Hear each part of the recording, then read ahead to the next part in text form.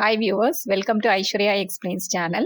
இன்னைக்கு economics unit 2 brief answer 1 படிக்கலாம். Briefly explain the advantages and disadvantages of MNC. MNC னா multinational corporation. இது ஒரு நிறுவனம் தன்னுடைய தாய் நாட்டை தவிர குறைந்தது ஒரு வெளிநாட்டிலாவது பொருட்கள் அல்லது சர்வீஸ்னா சேவைகளின் உற்பத்தியை சொந்தமாக வைத்திருந்தால் அந்த நிறுவனத்தை மல்டிநேஷனல் கார்ப்பரேஷன் சொல்வோம். This is an important question. ரொம்ப ஈஸியான கொஸ்டின் தான். நம்ம சேனலுக்கு இன்னும் சப்ஸ்கிரைப் பண்ணலைன்னா சப்ஸ்கிரைப் பண்ணிடுங்க. ஒரு கம்பெனி மல்டிநேஷனல் கம்பெனியா இருப்பதால் என்னென்ன அட்வான்டேஜஸ் அப்படின்னு பார்க்கலாம். Advantages of MNC: producing the same quality of goods at lower cost and without transaction cost. Transaction costனா பொருட்களை வாங்கி விற்கும் போது ஏற்படும் கூடுதல் செலவுகள். டிரான்ஸ்போர்ட்டேஷன் சார்ஜஸ், அந்த பொருள் உற்பத்தி செய்த இடத்துல இருந்து மார்க்கெட்டிங் பண்ற இடத்துக்கு கொண்டு போற டிரான்ஸ்போர்ட்டிங் சார்ஜஸ். ஏஜென்ட் கமிஷன், இப்ப அந்த பொருள் உற்பத்தி செய்யறது ஒரு இடமா இருக்கலாம், விற்கப்படுவது வேற ஒரு இடமா வேற ஒரு நாடா கூட இருக்கலாம்.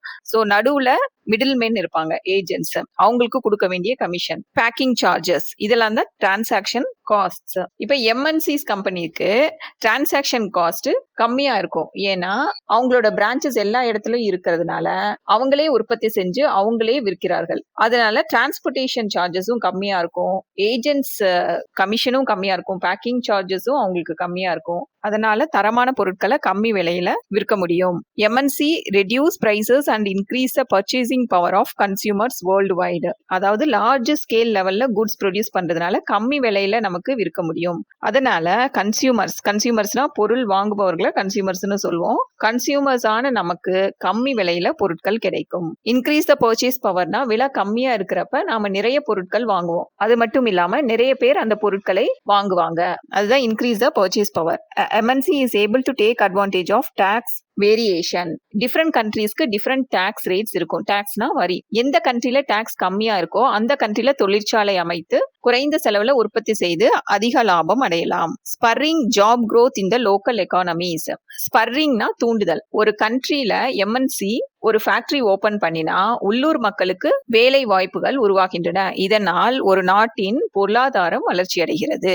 டிஸ்அட்வான்டேஜஸ் ஆஃப் எம்என்சி: பன்னாட்டு நிறுவனங்களின் தீமைகள் என்னென்னு பார்க்கலாம். They are a way for the corporations to develop a monopoly for certain products. மோனோபோலினா என்ன? ஏகபோக உரிமை. அதாவது ஒரு பொருள் அல்லது சேவையை ஒரே ஒரு நிறுவனம் மட்டுமே விற்பனை செய்து சந்தையை முழுமையா அவங்க கண்ட்ரோல்ல வச்சிருக்குது. ஃபார் எக்ஸாம்பிள், நீங்க ஒரு வில்லேஜ்ல இருக்கீங்கன்னு வச்சுக்கோ, அங்க ஒரே ஒரு நோட் புக் விற்கிற ஸ்டேஷனரி ஷாப் தான் இருக்கு, வேற எங்கும் நோட் புக் விற்கிற ஷாப்ஸ் இல்ல. அப்ப அந்த வில்லேஜ்ல இருக்கவங்க எல்லாரும் அந்த ஒரே ஒரு கடைக்கு தான் நோட் புக் வாங்க போவாங்க. இதுல என்ன பிரச்சனைனா, அந்த கடை ஓனர் மக்களுக்கு நம்ம கடையை விட்டா வேற வழி இல்லைங்கிறதுனால அதிக விலைக்கு விற்க வாய்ப்புகள் இருக்கு. They are also a detrimental effect on the environment. Detrimental effect on environment னா pollution, deforestation, excessive use of natural resources. பெரிய தொழிற்சாலைகள்னால காற்று மாசுபாடு, நீர் மாசுபாடு, தொழிற்சாலை அமைக்க நிறைய நிலம் தேவை, அதுக்காக காடுகளை அழிக்கலாம். Excessive use of natural resources, அதிகமா நிலம் நீர் யூஸ் பண்றதுனால சுற்றுச்சூழல் அதாவது என்விரான்மெண்ட் பாதிக்கப்படுகிறது. This is another disadvantages of MNCs. The introduction of MNC into a host country's economy may also lead to the downfall of smaller local businesses. Host countryனா என்ன? எந்த கண்ட்ரில இந்த MNCs அவங்க factory or production unit establish பண்ணிருக்காங்களோ அதுதான் host country. Suppose இப்ப Samsung ஒரு Korean company, அவங்க நம்ம ஊர்ல இந்தியால வந்து ஃபேக்டரி நிறுவனாங்கன்னா அது நம்ம இந்தியா தான் host country. It leads to the downfall of smaller and local business. அப்படின்னா இப்ப MNCs கிட்ட நிறைய பணம் இருக்கிறதால பெட்டர் டெக்னாலஜி யூஸ் பண்ணுவாங்க. டிவி, சோசியல் மீடியால நிறைய அட்வர்டைஸ்மெண்ட் பண்ணுவாங்க. இப்ப சிறு தொழில் செய்யறவங்கனால இதெல்லாம் பண்ண முடியாது. அதனால சிறிய மற்றும் உள்ளூர் தொழில்கள் மூடப்படும் நிலை உருவாகலாம். ஃபார் எக்ஸாம்பிள், இப்ப மேகி நூடுல்ஸ்னா எல்லாருக்கும் தெரியும், அது டிவில எல்லாம் அட்வர்டைஸ்மெண்ட் பண்றாங்க. ஆனா இப்ப இதே வந்து ஒரு லோக்கல் கம்பெனி ஒரு நூடுல்ஸ் தயாரிக்கிறாங்க, ஹோம்மேட் நூடுல்ஸ் ப்ரிப்பேர் பண்றாங்கன்னா அவங்களுக்கு டிவில சோசியல் மீடியால எல்லாம் அட்வர்டைஸ் பண்றதுக்கு பண வசதி இருக்காது. சோ எம்என்சிஸ் வரனால இந்த மாதிரி ஸ்மால் பிசினஸ் மூடப்படக்கூடிய நிலை உருவாகலாம். MNC breach ethical standards, accusing them of evading ethical laws and leveraging their business agenda with capital. Breach ethical standards அப்படின்னா விதி மீறுதல். Accusing them, accusingனா குற்றம் சாட்டுதல். Evading ethical laws, avoiding evading ethical லாஸ்னா avoiding moral principles. For example குறைந்த ஊதியம் கொடுக்கறது, ஒர்க்கர்ஸ் சேஃப்டியை இக்னோர் பண்றது, இந்த மாதிரி எல்லாம் சில கம்ப்ளைண்ட்ஸ் எம்என்சிஸ் மேல இருக்கு.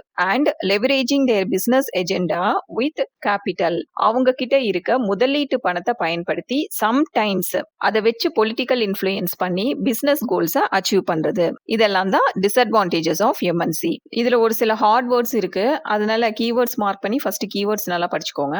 Goods at lower cost without transaction cost, increase the purchasing power, take advantage of tax variation, spurring job growth.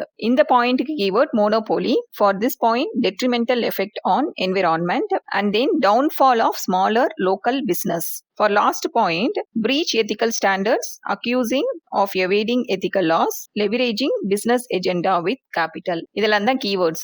So இந்த keywords first நல்லா படிச்சு எழுதி பார்த்துக்கோங்க, and then you learn the entire question. நீங்க MNCs பத்தி நான் கொடுத்த introduction அது படிக்கணும்னு அவசியம் இல்ல. You can learn from here advantages to this point. That's enough. இந்த வீடியோ உங்களுக்கு யூஸ்ஃபுல்லா இருந்தா give a thumbs up by clicking on the like button. Share it with your friends. Click on subscribe for more videos. Thank you.